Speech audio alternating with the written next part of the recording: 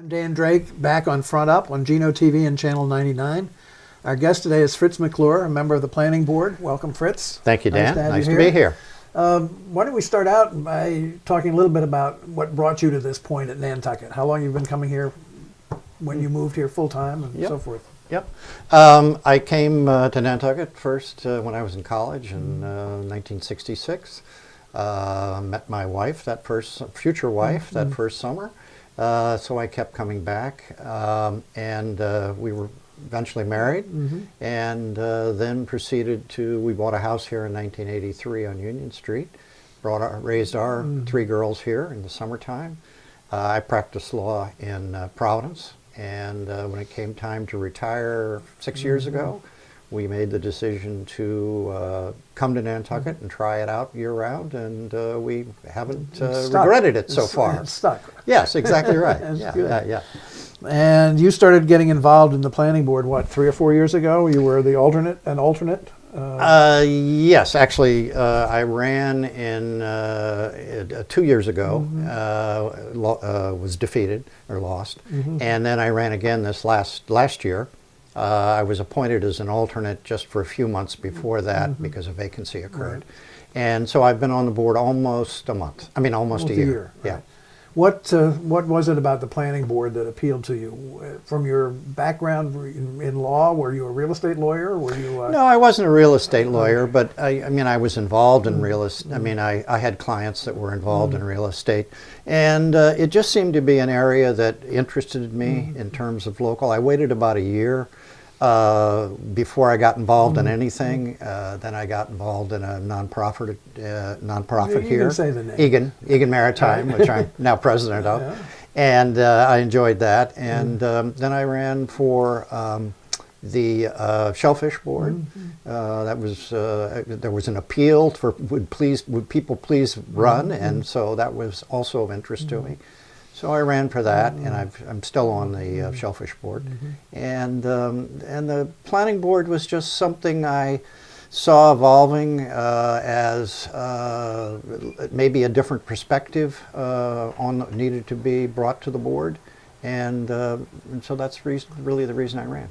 What perspective did you think needed to be brought to the board? I think it would be fair to say that I am probably someone who is concerned about the rate of development on Nantucket, some of the fairly dramatic changes. Of course, I come from a perspective originally of in the 1960s. Right. So, and there's been certainly since then a great deal of change. I will never go back to that period of time, but the rate of development was something that was of concern to me, and I thought that we needed a voice on the Planning Board for that, to vocalize that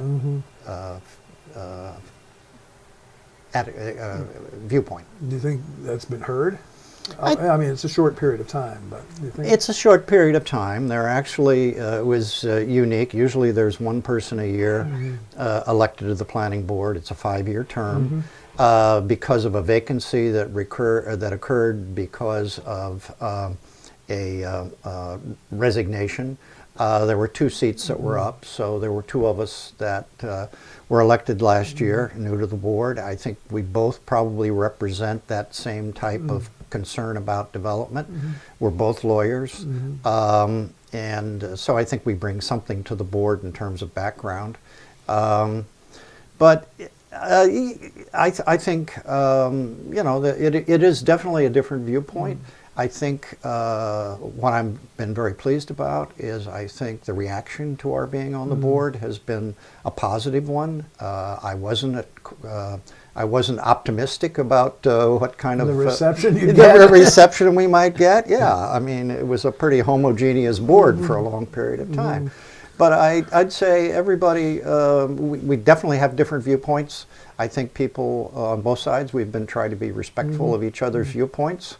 Every now and then there's a little bit of, anxiety, but it all gets smoothed out. So I think the experience has been positive. From a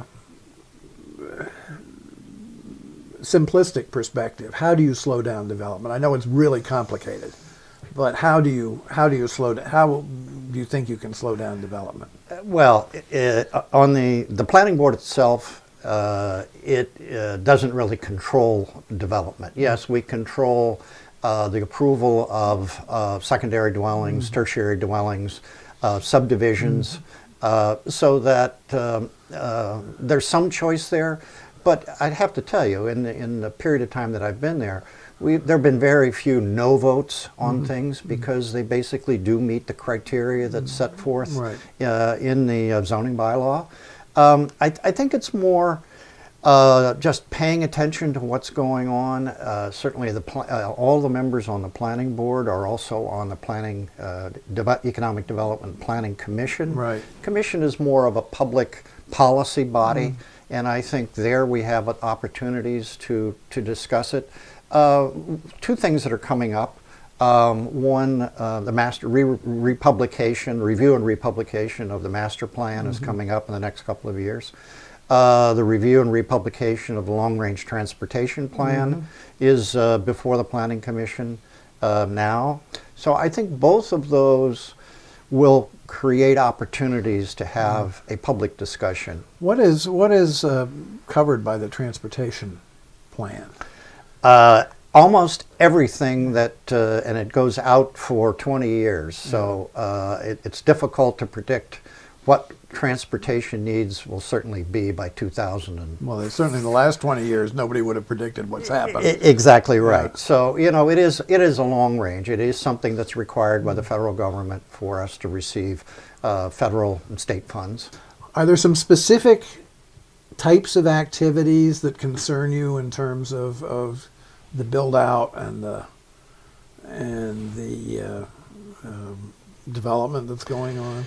Two things are primarily of concern to me, and have been, and I mean were originally and still are, and that's building. Under the zoning bylaw, we have a town overlay district and we have a country overlay district. Right. So the area around town and then the country part. The country are mainly 1, 2, 3 acre lots. The in-town district are primarily 5,000, 10,000, some 20,000 square foot lots, maybe a few 40, I'm not sure exactly. But one of my concerns was the amount of development that we're seeing in what I call the country, the rural parts of Nantucket, to the extent they're left, and especially around the ponds and areas where we have watershed areas. In most of those areas, we don't have sewer. And so we're relying on septic tanks, and so I'm concerned about how septic relates to the condition of our ponds, the harbor, and that type of thing. So it's primarily, the focus for me has been primarily on the more rural areas, and then in town, the density in terms of just how many lots are being developed. But I would prefer to see in-town development as opposed to rural development. Well, just right across the street here is a pretty good example of in-town density, where they 3 houses with one house existed, now it's 3 houses, each I think has a second dwelling, each has a swimming pool, and each has a pool house. I think that's a good example of the type of thing that I'm concerned about. And those are not, I would say most of that type of housing we're talking about is not, I bought a lot and I built a house. It's most of it is developer driven, and I prefer to see that not being developed so densely. I understand why they do it, because it's got a lot. Because they can. Yeah, exactly right. They want as much building. I mean, as much building area as they can. Presumably drives a higher price and more profit. But I'm not sure it's in the best interest of restoring or maintaining the kind of the historic character of the town area. It's interesting. I think many people think the old historic district encompasses a much bigger area than it actually does. Until recently, one side of Upper Main Street was not in the old historic district. The particular houses you're talking about are not in the old historic district. They're in so-called R1 district, which is that primarily right around town and with 5,000 square foot lots. So, you know, I think we just need to have a good public discussion of development, where we're going, and how we deal with it. Have you heard the expression 10, 2, and 2? 10 to, no, I don't think so. 10 bedrooms, Oh, 2 children, 2 weeks. 2 weeks. Yes. That's Well, what- there is that aspect. Yeah. I mean, and as my board member Nat Lowell likes to say, and he's absolutely right, and they pay a lot of our taxes. That's and true. make it so that we can afford schools and whatever. So I'm not trying to drive out summer people. I mean, I started as a summer person. My wife was a summer person.